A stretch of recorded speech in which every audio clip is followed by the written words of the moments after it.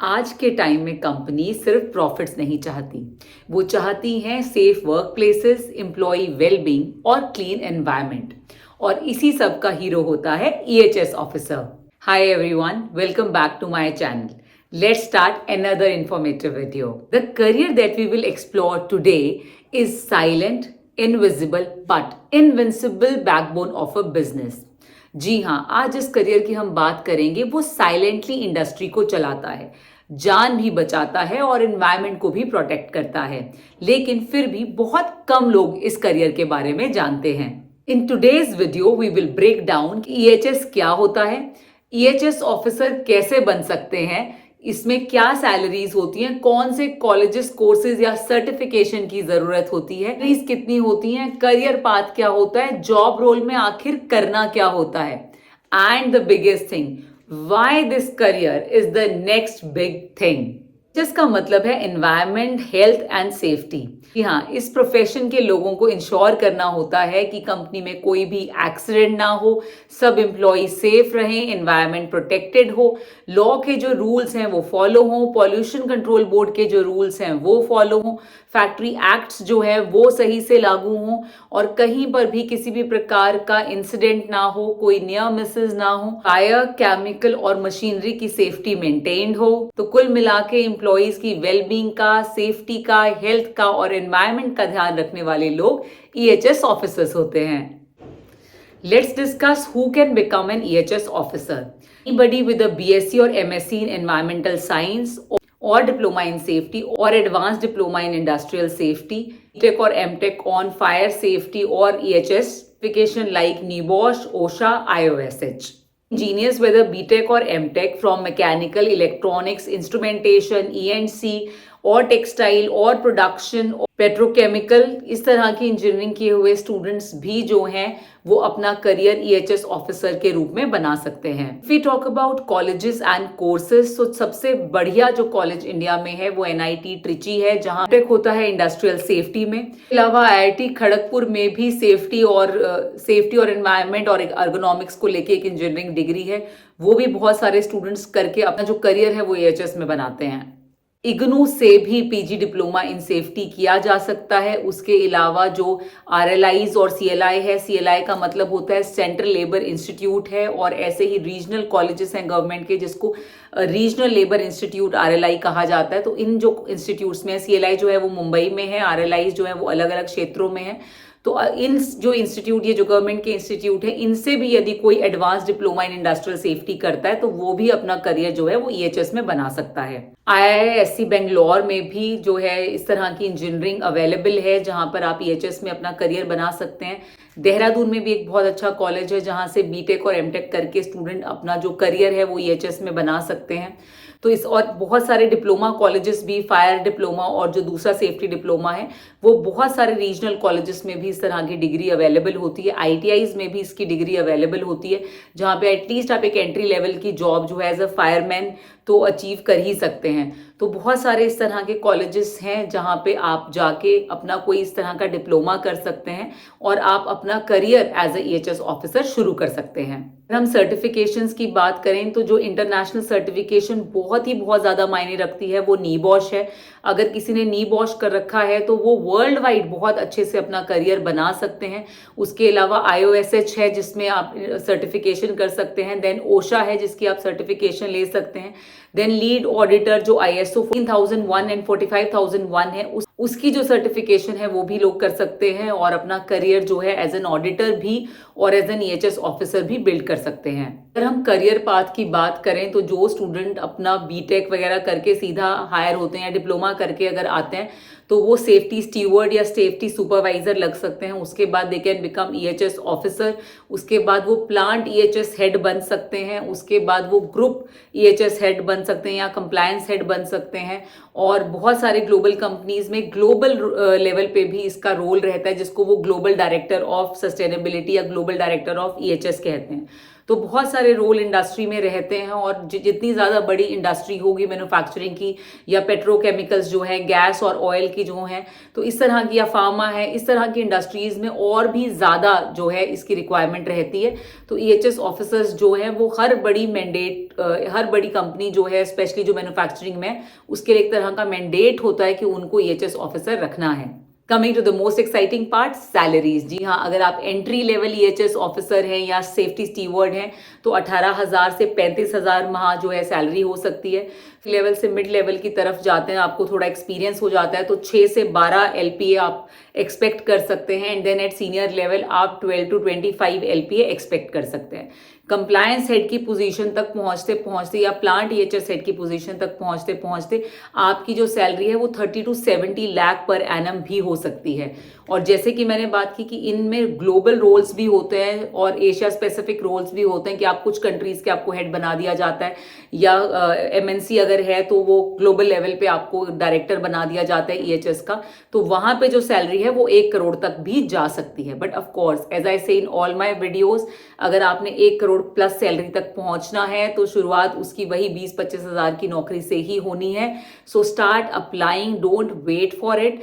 अपने लिंक्डइन पे जाइए, नौकरी पोर्टल पे जाइए और वहां से ढूंढना शुरू कीजिए कि कहाँ कहाँ पे जॉब्स अवेलेबल हैं।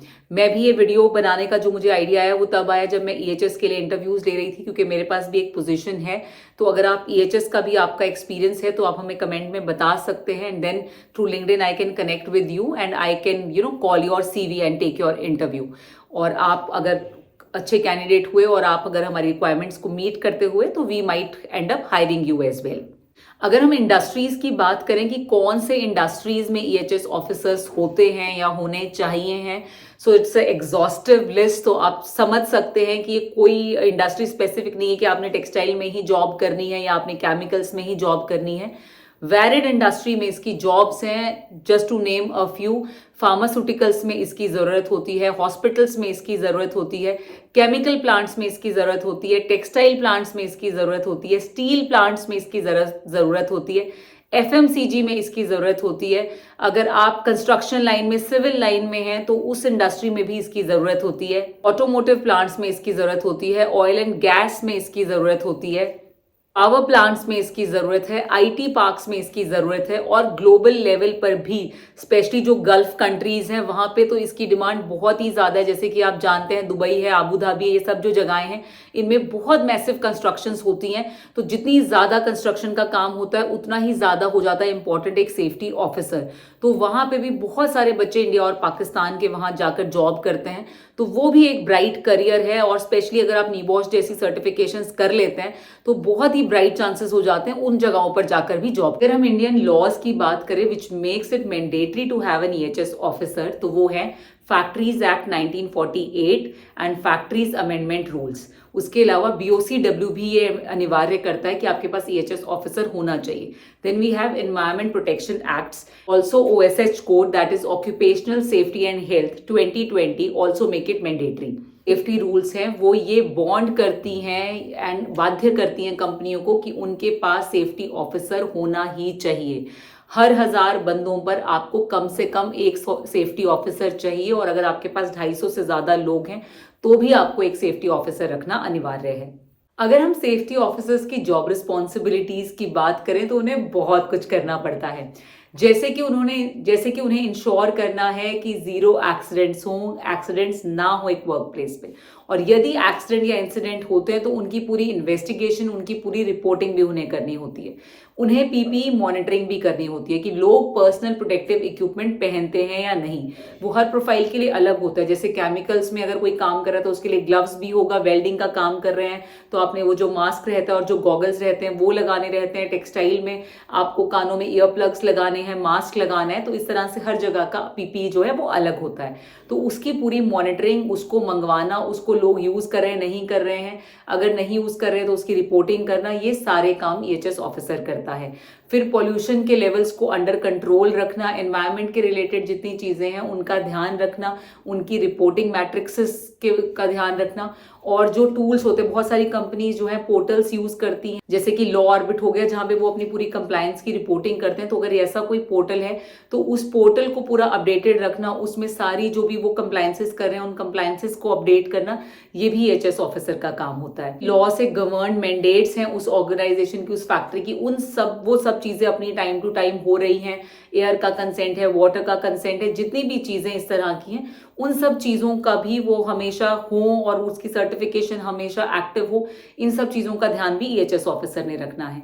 एंड ऑडिट प्रिपेयर्डनेस, बहुत सारे इंटरनल और एक्सटर्नल ऑडिट्स ऑर्गेनाइजेशंस में होते हैं, स्पेशली जो एक्सपोर्ट यूनिट्स हैं और मैन्युफैक्चरिंग यूनिट्स हैं, तो उन सारी चीज़ों की प्रिपेयर्डनेस हमेशा रखना, उस सब की डॉक्यूमेंटेशन हमेशा रेडी करके रखना, ये भी EHS ऑफिसर का काम होता है। और जितनी भी ट्रेनिंग्स हैं, चाहे कोई इंडक्शन पे फर्स्ट टाइम ज्वाइन कर रहा है, चाहे विजिटर्स हैं या रिफ्रेशर कोर्सेज हैं, सेफ्टी रिलेटेड सारे कोर्सेज कराना और फायर ड्रिल्स करवाना, मॉक ड्रिल्स करवाना, ये सारे काम भी जो है वो EHS ऑफिसर को ही करने होते हैं। का पूरा जो इमरजेंसी एग्जिट प्लान है वो भी EHS ऑफिसर बनाते हैं, कहाँ कहाँ इमरजेंसी एग्जिट होना चाहिए, कहाँ कहाँ सेकेंडरी एग्जिट होना चाहिए, अगर कोई आपदा आ जाए, कोई आग लग जाए, लोगों ने कहाँ से किधर भागना है। जो लाल लाइन, अगर आप फैक्ट्रीज में जाते हो आप देखते हो कि रेड लाइन्स लगी होती हैं, रेड एरोज लगे होते हैं, सिलेंडर्स के सामने कोई भी चीज आगे ना रखी जाए, कहीं कहीं अलार्म्स लगे होते हैं। तो ये सारा जो ताना बाना है सेफ्टी का, ये सारा EHS ऑफिसर्स देखते हैं। असेंबली पॉइंट्स कहाँ बने हुए हैं, तो और फायर अगर हो जाती है तो उसमें कैसे लोगों की जान बचानी है, उसके लिए अपनी टीम को ट्रेन करना,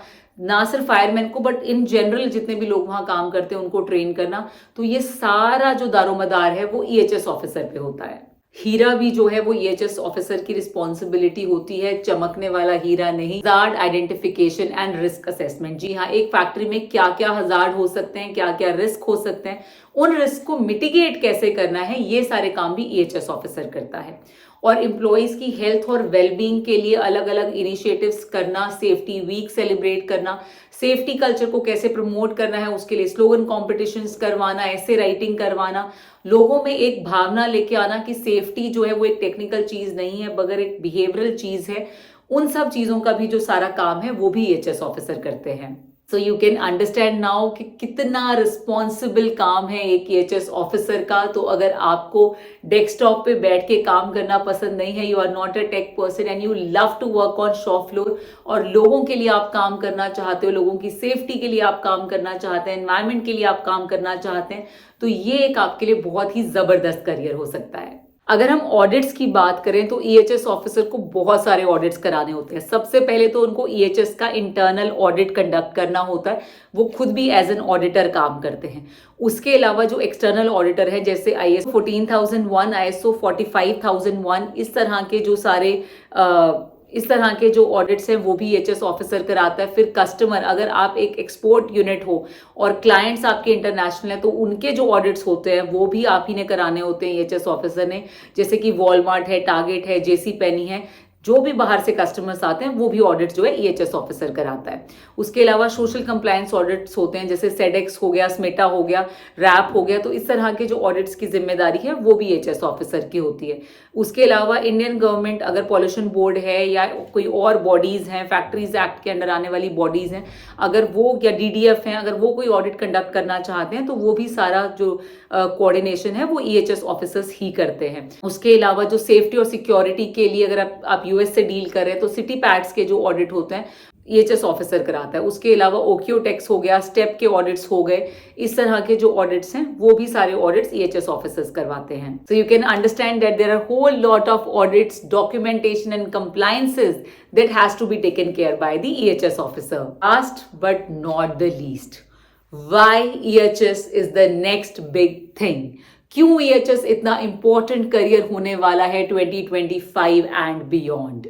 गवर्नमेंट के जो रेगुलेशंस हैं वो बहुत ज़्यादा बढ़ते जा रहे हैं, गवर्नमेंट बहुत स्ट्रिंजेंट हो रही है सेफ्टी और एनवायरनमेंट को लेके, तो उसी तरह से EHS ऑफिसर का जो रोल है वो भी बहुत ज़्यादा इंपॉर्टेंट होता जा रहा है।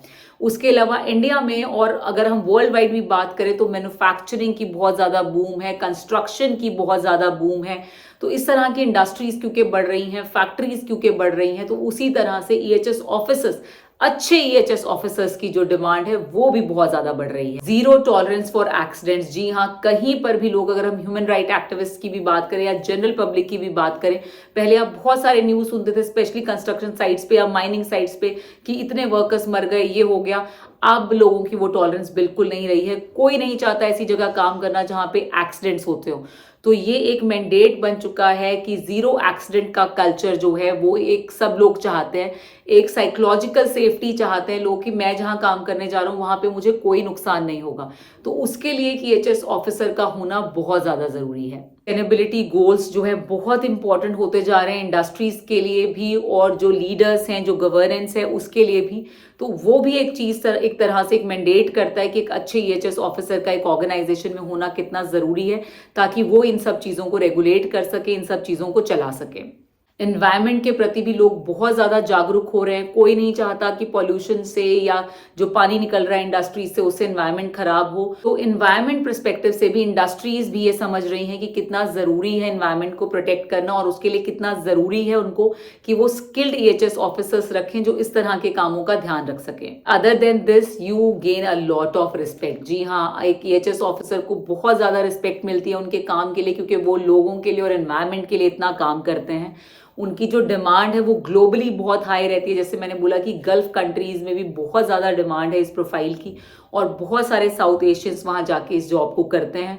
और इंडियन इंडस्ट्रीज में भी, क्योंकि मैन्युफैक्चरिंग एक बूम है और देखा जा रहा है कि आने वाला भविष्य जो है वो मैन्युफैक्चरिंग इंडस्ट्री का होने वाला है, तो वहाँ पे भी बहुत बहुत ज़्यादा आपका करियर जो है बूम कर सकता है। करियर की एक इम्पॉर्टेंस रहने वाली है। और जिस तरह से चीज़ें और सिनेरियो चेंज हो रहा है और लोग बहुत जागरूक हो रहे हैं सेफ्टी और एनवायरनमेंट को लेके, तो ये आपकी जॉब को और ज़्यादा इंपॉर्टेंट बनाता है, विच मीन्स ये आपको और ज़्यादा प्राइड देता है अपने काम में।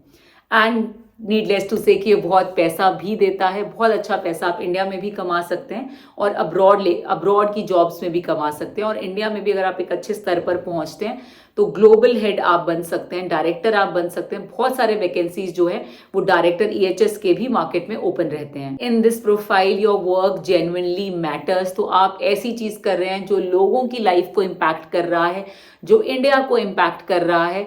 तो ये बहुत इंपॉर्टेंट एक जॉब रोल हो जाता है, which gives a lot of pride and a lot of confidence that you are doing such a wonderful job. If you want a meaningful career which is high paying, which is stable, EHS can be your route to success. If you found this video informative, please share it with somebody who might need it, who might need to know what this career is all about, so they can also start their career in this direction. So I will meet you in the next video. Till then, goodbye, take care.